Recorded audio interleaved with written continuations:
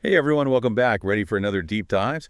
Today we're looking at Echoes of Emotion, the last heartbeat of humanity, a dystopian novel, pretty recently published on a Greek website called it's Dyneasetes. Yeah, just came out last month, actually. Oh wow, okay, so really fresh then. Yeah, very new. It's a dystopian novel, so what can listeners expect? What's the basic premise?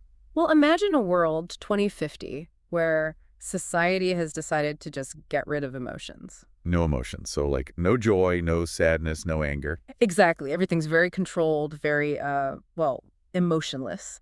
The story focuses on James Obra, born in Chicago 2050, who turns out to be the only one who can actually feel anything. Whoa, so everyone else is like numb and he's the only one feeling. That's got to be pretty isolating. The book really explores that, the feeling of being an outsider, but it also dives into how this emotionally suppressed society even came to be. It takes us back to the early 20th century, actually. Oh, interesting. So it's not like emotions just vanished overnight. There's a history behind it. Right. There's this gradual decline the novel traces, starting with World War One. World War One. How does a war lead to no emotions? Well, think about the trauma. All those soldiers suffering from shell shock, what we'd now call PTSD. Yeah, it must have been devastating. It was. And the way it was handled, that's what the book focuses on. They medicalized these emotions, treated them as a problem to be fixed, not a natural response. So instead of acknowledging the emotional toll, they tried to just shut it down. Exactly. And the book argues this kind of thinking. It just kept going. We see the rise of behaviorism. Behaviorism? Now remind me, what was that all about again? It's this idea that emotions are just learned responses. You can condition people, manipulate them. Like that experiment, the little Albert one, right? Yeah, exactly. Conditioning a baby to be afraid of a rat. Yeah, I remember that. Yeah. Kind of messed up, honestly. Well, it shows how they started thinking about emotions, as something to be controlled. And then later in the 20th century, we get drugs like Miltown, Valium. Yeah, those were big. Yeah. For anxiety, right? Supposed to be. But the book argues they contributed to this idea of just numbing yourself, not dealing with the root of the problem. Just kind of sweeping it under the rug. Yeah, in a way. And then we get social media, AI. Oh, so even technology plays a role in this emotionless future. A big one, according to the book. Instant gratification, superficial connections. It all contributes to people detaching even further from their feelings. So all these things, they build up over time. But how do we go from that to an actual law against feeling? You mentioned something earlier, the Emotional Regulation Act. Right, 2025. That's when it becomes official. Technology, social conditioning, even genetic engineering, they use it all to enforce emotional suppression. Wow, so it's not just a trend anymore, it's mandated. And that's where our main character, James, comes in. Yeah, born right into this world where feeling is basically illegal. And a neuroscientist, Dr. Elena Rodriguez, she discovers he's different. His brain activity shows he can feel, and nobody else can. I can only imagine her shock. To find this baby, this beacon of feeling, in a world that's trying to eradicate it. Yeah, it's a turning point. She's dedicated to science, but also disturbed by what she sees happening. So she sees both sides, the logic behind suppressing emotions, the order it brings, but also what's lost. And in James, she sees that spark, something essential that's been missing. Now, it's not just them, right? There are others who've escaped this emotional suppression. Yeah, they're scattered around, some born immune, others somehow woke up from this numbed state. They form a group, the Echoes. The echoes, I like that. It's like there are these remnants of a time when humans got freely. What's their goal? To awaken others, to preserve what they can of emotional culture. Books, music, art, anything that speaks to the heart. Sounds dangerous. I mean, if emotions are seen as instability, going against that must be risky. Oh, it is. They're constantly at risk. Any display of emotion could mean trouble. Now, you mentioned something earlier that I wanted to come back to, the memory banks. What are those exactly? Think of them as giant data centers storing the emotional memories of humanity from before the suppression.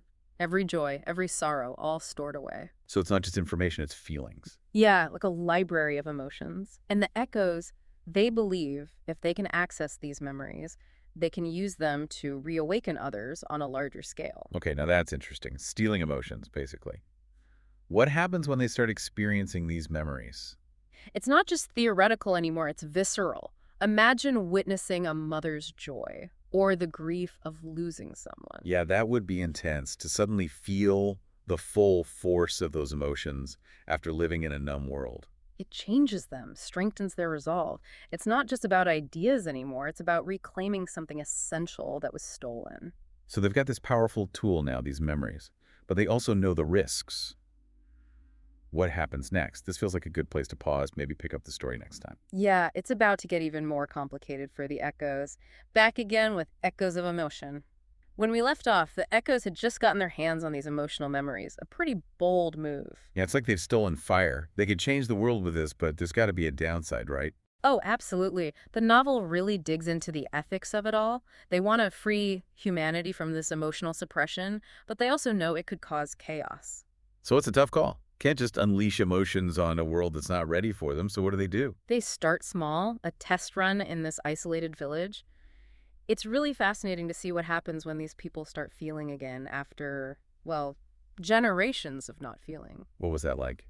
Any immediate consequences? Well, you see these beautiful moments of reconnection. Like there's this couple, Marco and Sophia, they were living in this emotionless, productive union, and suddenly, bam, they realize they're in love. Wow, so even when you try to suppress it, that human connection finds a way. Yeah, it's powerful. But there's also the flip side. Some people are overwhelmed. They experience anxiety, grief, anger, and they don't know what to do with it. Yeah, after decades of no emotions, it'd be like a sensory overload. Some even beg the Echoes to reverse it, take the feelings away. It's just too much. So it's like, okay, freedom is great, but emotional freedom, that comes with a price.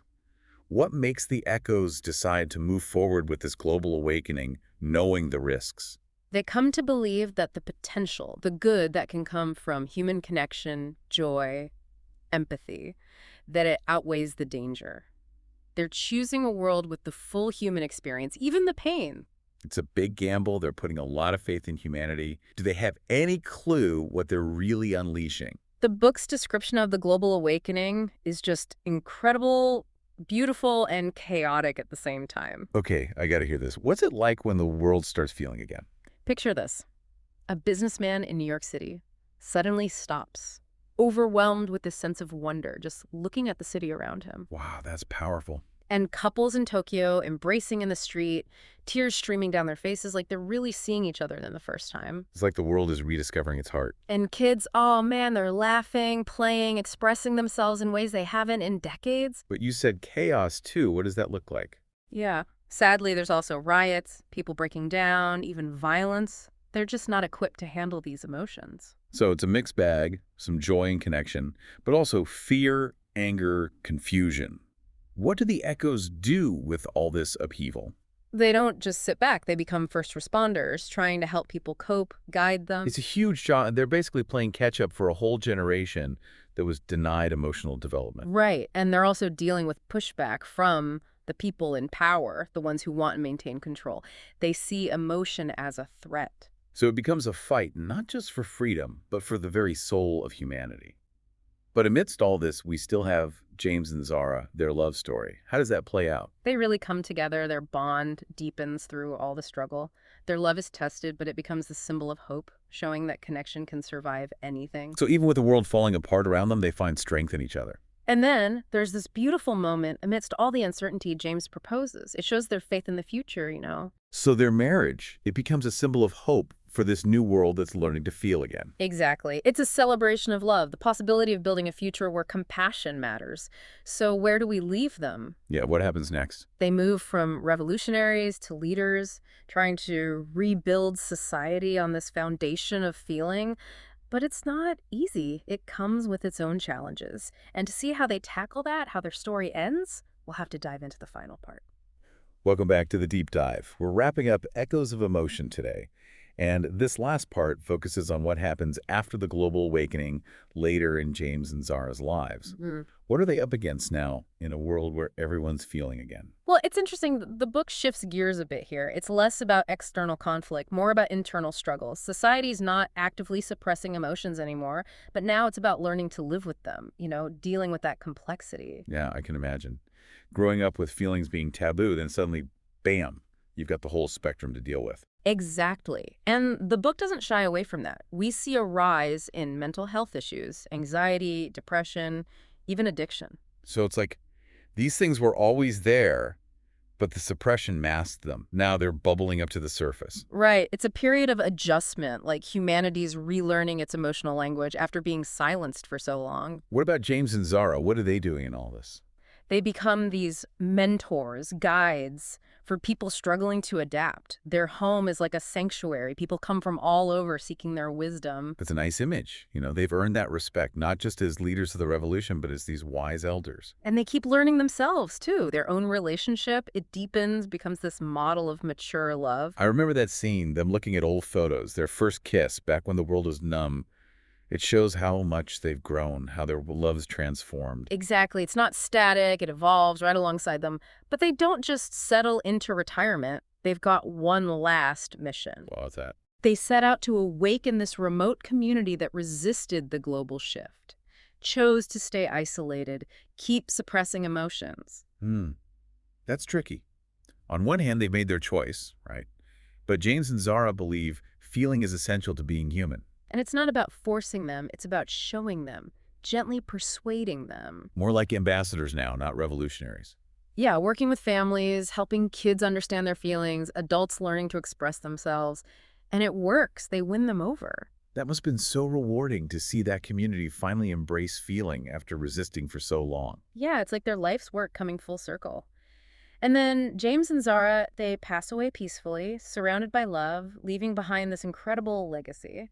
Bittersweet, but fitting. They brought emotions back to the world, and then they leave this world embraced by those very emotions. And the story doesn't end there. It's passed down, inspires others to embrace feeling, strive for a world where connection matters. Their echoes live on. Speaking of echoes, the book ends with this young woman, Eva. What's her connection to all this? Eva's the daughter of Michael and Lily, another couple from the Echoes. Their love story kind of runs parallel to James and Zara's. So she's the next generation carrying the torch. Right, she becomes this leading researcher studying the long-term effects of the global awakening. It's a reminder that the journey continues. Yeah, it's not a one-time thing. It's this ongoing exploration of what it means to be human in a world learning to feel again. Echoes of Emotion is quite a ride. What's the biggest takeaway for you? I think it's that reminder that emotions, messy as they can be, they're what make us human. They give our lives meaning, even when they bring us pain. That really resonates, especially in a world that often values efficiency over empathy. Yeah. And that's what makes this book so powerful. It challenges us to think about our own relationship with our emotions. Exactly. Are we suppressing parts of ourselves? Are we afraid to really feel? It's an invitation to embrace the full human experience, the light and the dark. Well said. And if any of our listeners are interested, you can find Echoes of Emotion on that Greek website, the Iasidias. They have a translation feature, so language shouldn't be a barrier. Definitely worth checking out. It's a story that sticks with you. I agree. And that brings us to the end of our deep dive into Echoes of Emotion. Thanks for joining us, and until next time, keep exploring, keep questioning, and keep feeling.